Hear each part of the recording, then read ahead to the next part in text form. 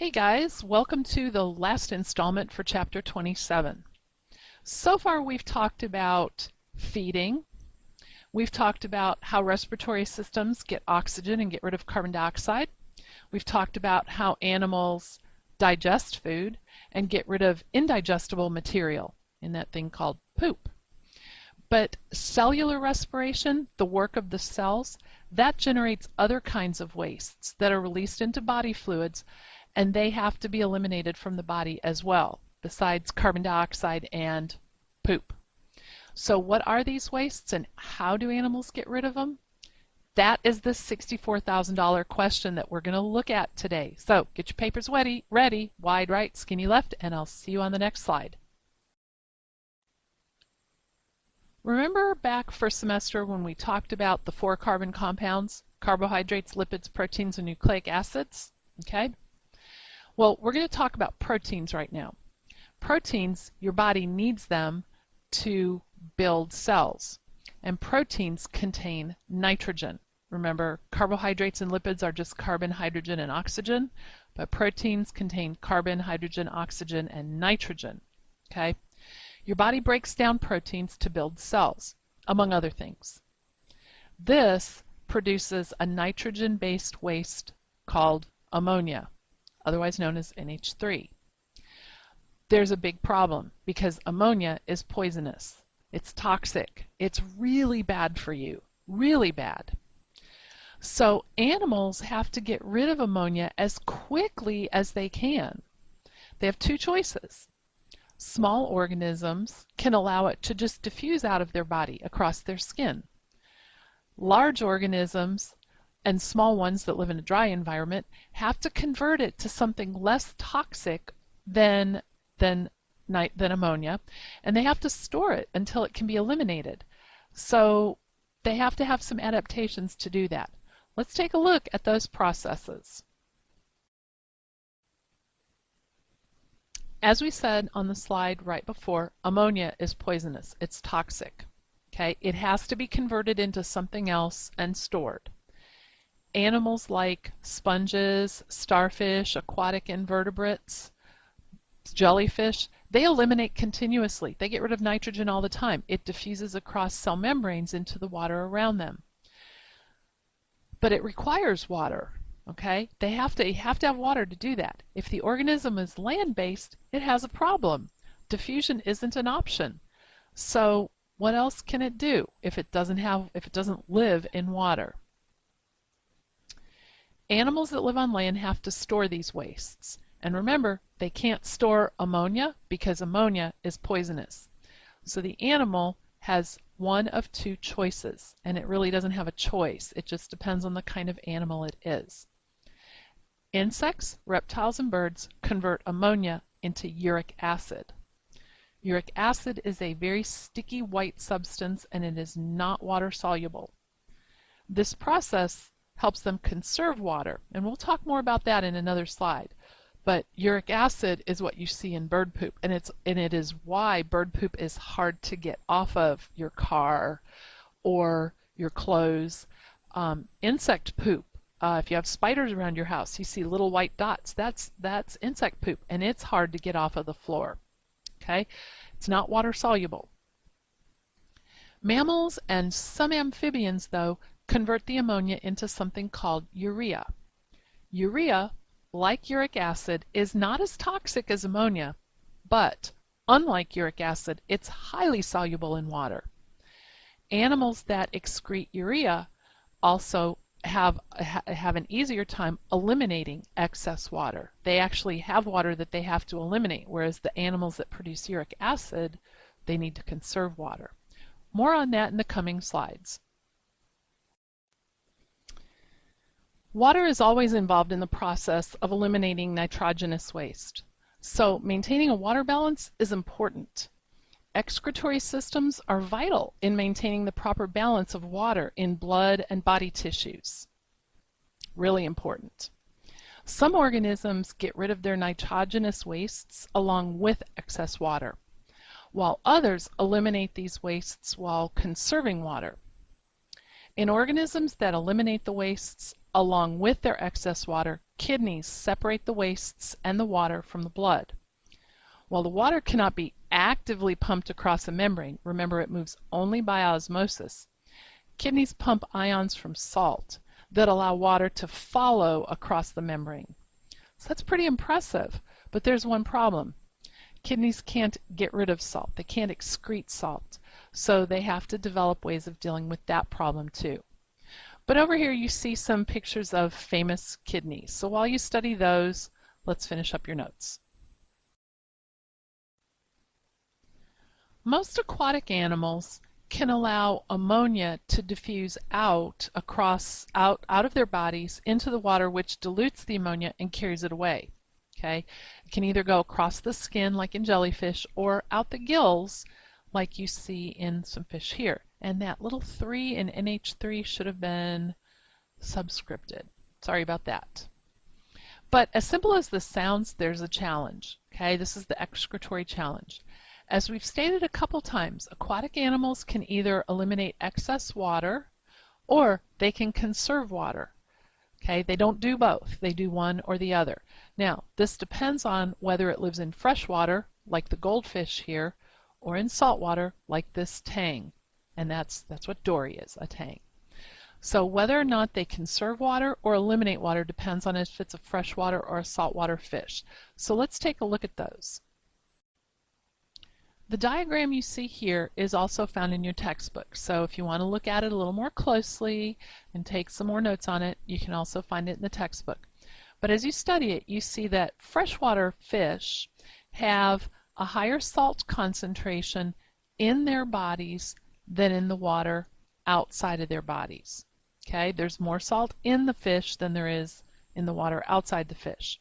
And if you remember the potato experiment, the potato slice experiment we did first semester, osmosis means water moves from high concentration to areas of lower concentration. So water wants to move into the fish's body because the freshwater concentration is lower in the fish's body. Now, this happens mostly through gills. But if the fish did not control this movement of water, the fish would look like the water balloon in the middle picture. So fish excrete a lot of water through their kidneys and in their urine. They don't drink the water, they actively pump salt inward across their gills to help balance the rate of osmosis. So this is really, really important. They pump salt inward across their gills, salt from their body and salt from that might be in the water, to help keep the water balance in their body good so that they don't blow up like in the middle picture here. Now this diagram is also in your textbook along with the one from the last slide, so you can study them both in your textbook. Here we're looking at a saltwater fish. Saltwater animals have a higher concentration of salt outside their body than inside their body. Okay, so the freshwater concentration is higher inside than out. So think about that potato slice experiment again. Freshwater moves from high concentration to low. So water wants to move out of the fish's body.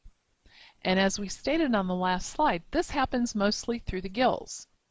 Again, if they don't control this movement of water, now the fish is going to look like a piece of fish jerky in the middle picture.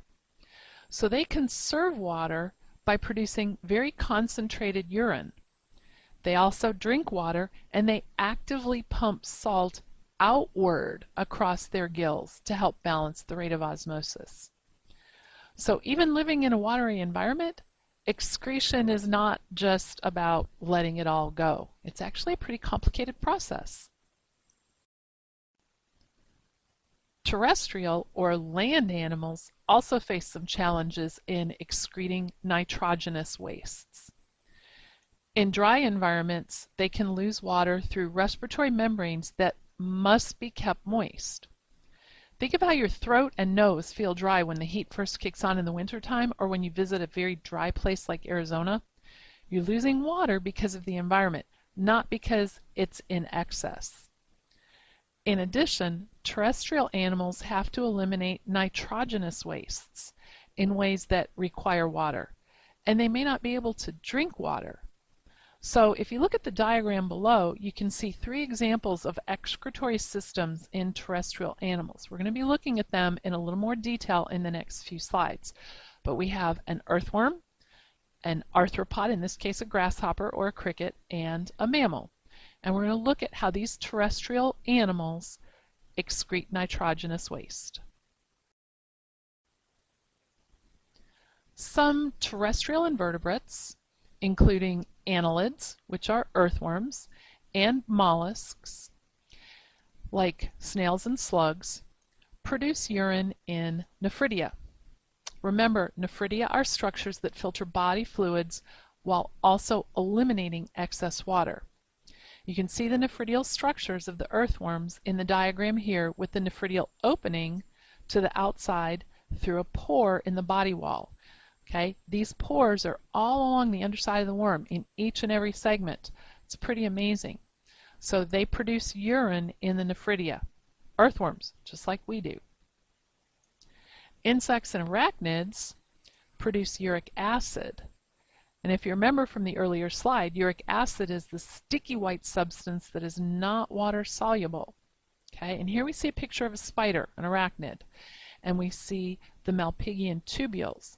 Uric acid is produced in the Malpighian tubules, which are in the blue there, kind of by the yellow arrow that I just put up. These structures absorb body fluid, concentrating wastes and adding them to the digestive wastes that are traveling through the gut. Okay, so the uric acid is mixed with the solid waste. Instead, in the earthworm, they're separate. Okay, solid waste is digestive, liquid waste is cellular. So these liquid wastes are concentrated and then added to the digestive waste as it passes through the gut. This process minimizes water loss, and that's very important because these organisms don't take in a lot of water naturally.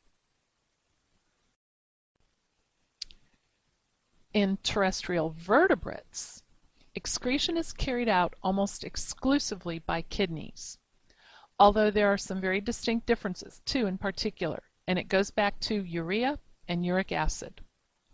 Mammals and land amphibians convert this dangerous ammonia into urea, which is then excreted in the urine, a liquid-only waste. Okay, so mammals and land amphibians, they convert ammonia into urea, and it's excreted along with excess water as a liquid waste. In the diagram of the canine excretory system here, you can see the kidneys and the ureter, the bladder, and the urethra all lead out of the body, and there's a separate exit from the colon, which is where solid wastes leave. So they have a separate tube for the pee and a separate tube for the poop, which is digestive waste. Remember, pee is cellular waste. Okay? So in terrestrial vertebrates that excrete urine, liquid and solid waste pass through two very different and distinct and separate openings. In reptiles and birds, ammonia is converted into the insoluble uric acid. Uric acid moves into a cavity called the cloaca. Here, water is absorbed back into the body and digestive wastes are added to the uric acid.